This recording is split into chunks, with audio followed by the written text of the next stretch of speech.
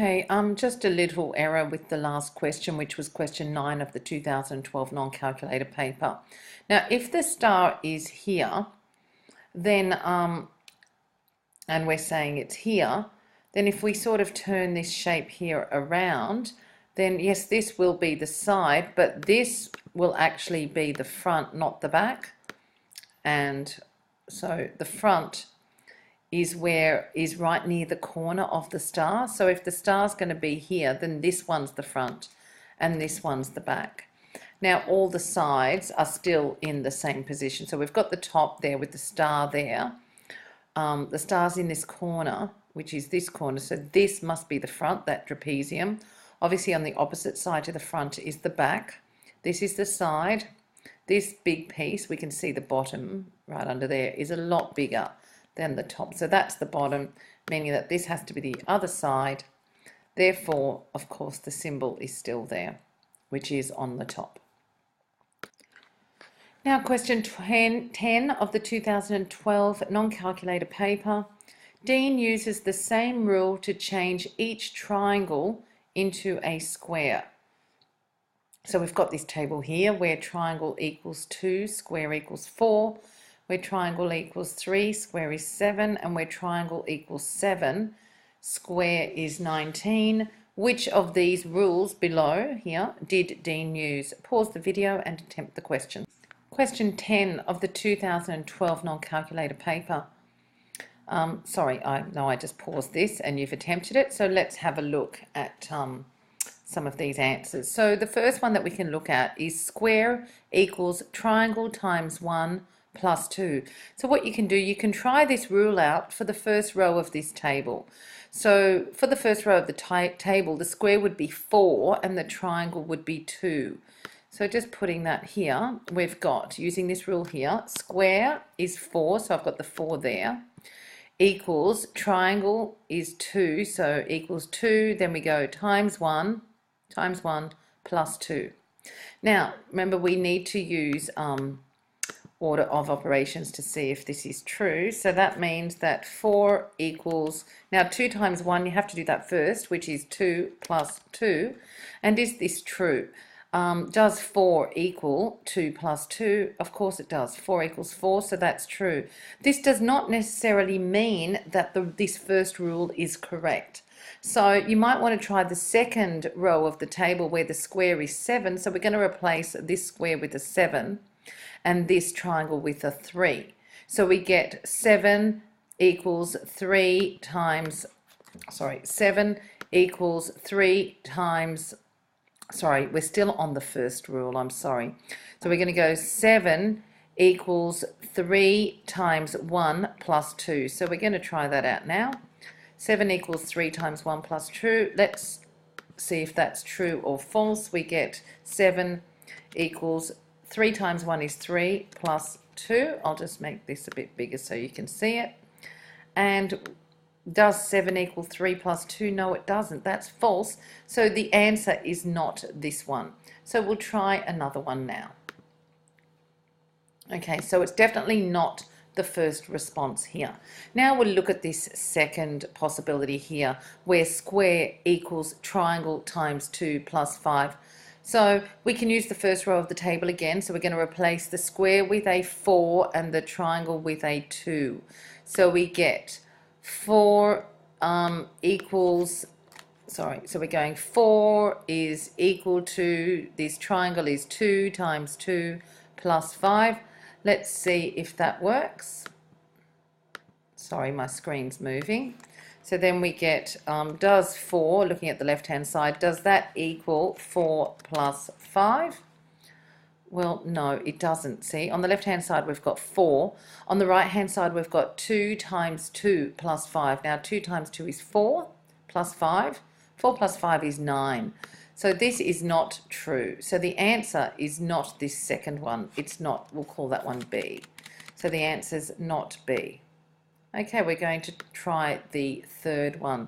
This one here, where square equals triangle times 3 minus 2. Okay, all right, let's have a go there. All right, we'll try the 4 and the 2. So we're going to replace the square with a 4 and the triangle with a 2. So let's try that. So we've got 4 is equal to 2 times 3 minus 2. Sorry about that. So what do we get? I'm saying it's true. I'll just show you why it's true. 4 equals, now 2 times 3 here is 6, take away 2, and we know that 6 take away 2 is 4. So that's true. Okay, so 4 does equal 6 take away 2. Let's look at the next line of the table. So the next, we're looking at this formula again with this next line of the table. So we're going to replace the square with a 7 here, and we're going to replace this triangle here with a 3. We're using this row here, 7 and 3. So we get square, which is 7, equals triangle, which is 3 times 3 minus 2. Well, 7 equals 3 times 3 is 9, take away 2. Now let's see if that is true or not.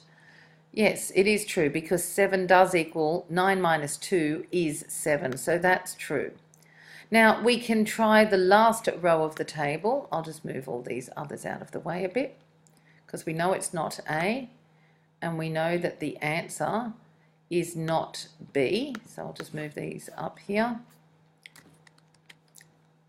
So looking at this rule, this third rule again, with this third row of the table, we're going to replace the square with a 19 and the triangle with a 7. So we get 19 equals 7 times 3 minus 2. Now on the left-hand side, we've got 19. On the right-hand side, you have to do the multiplication first. 7 times 3 is 21. Then we take away 2. 21 take away 2 is 19. So 19 does equal 19. So that's true. Now this is a lot of work to do just for this one mark.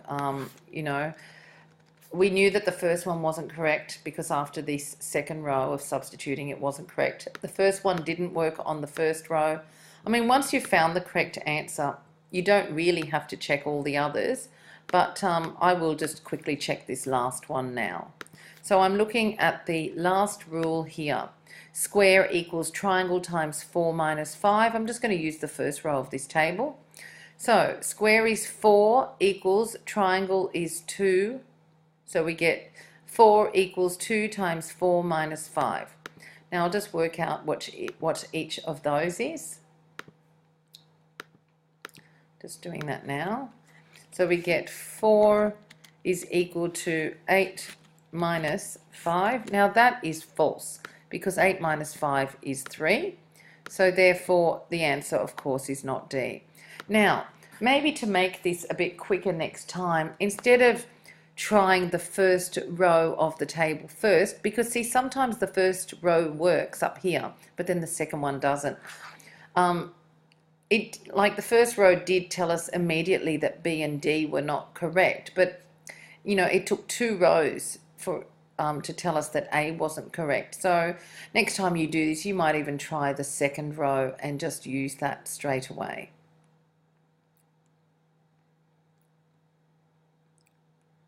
So I'll just highlight that this here is the correct answer. Now for question 11 of the 2012 non-calculator paper. Terry bought 7 boxes of pencils. In total, this was 84 pencils.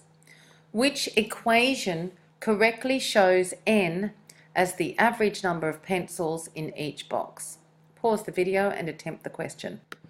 Okay, now we know that N is the average number of pencils in each box. Now to do average, you do the total divided by how many things you have. So average, which equals N, would be the total sum of all the pencils, which is 84, divided by how many boxes of pencils? 7.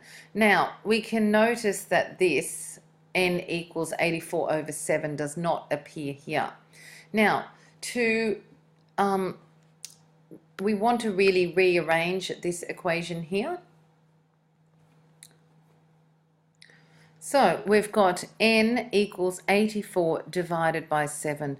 Now we can see that this does not appear to be any of these equations here. So what we're going to do, there doesn't seem to be any fractions here in these answers. Let's get rid of this fraction here. So let's get rid of this divide by 7. Now the opposite of dividing by 7 would be to multiply both sides by 7. So I'm going to do that here. Now, if I multiply both sides by 7, sorry, I'll just make some more space here. So again, we had n equals 84 over 7, what's shown in red. So to get rid of this divide by 7, we're multiplying both sides by 7. Now, this 7 up here will cancel with this 7 down there. So what we're left with is n times 7 equals 84, because once again, these two 7s cancel. We can see that that is the fourth option here. N times 7 is 84. Question 12 of the 2012 non-calculator paper. A standard 6-sided dice is rolled. Which of the following events has a probability less than 1? Now the first, just pause the video and attempt the question. Now with the first one, rolling a number greater than 0. Well, that means that you could roll a 1, 2, 3, 4, 5 or a 6. Now that is certain that that will happen. So therefore, probability of rolling a number greater than 0, because it's certain, it will equal 1. So again, I've just shown that there, that if you roll a number greater than 0, you could roll 1, 2, 3, 4, 5 or 6, and that is certain. So the probability is 1. Because probabilities range from 0 to 1. If the probability is 0, it's impossible. If it's certain, which means it will definitely occur, then the probability is 1. Now with the second one, rolling a number less than or equal to 7. That means that you could roll a number less than or equal to 7. So you could roll a 1, 2, 3, 4, 5, 6 or 7. Now you will definitely roll one of those numbers. So you will definitely either get 1, 2, 3, 4, 5, 6 or 7. Even though we won't get 7, it doesn't matter, because we just want to know whether you will get a number less than or equal to 7. And yes, that is true. So again, the probability of this second one is also equal to 1. Now, looking at the third one, rolling a number greater than or equal to. So I've just put some arrows here showing that this is the working for the first one, this is the working for the second one. Now, if we look at the third one, rolling a number greater than or equal to 1, then those possibilities could be 1, 2, 3, 4, 5 or 6, or anything higher, I suppose. So again, it is certain that you will get a 1, 2, 3, 4, 5 or 6. So that's certain as well. So now looking at, it's certain as well, so the probability equals 1. So the answer is not this third one as well. So let's look at the last one. Probability of rolling a number greater than or equal to 6.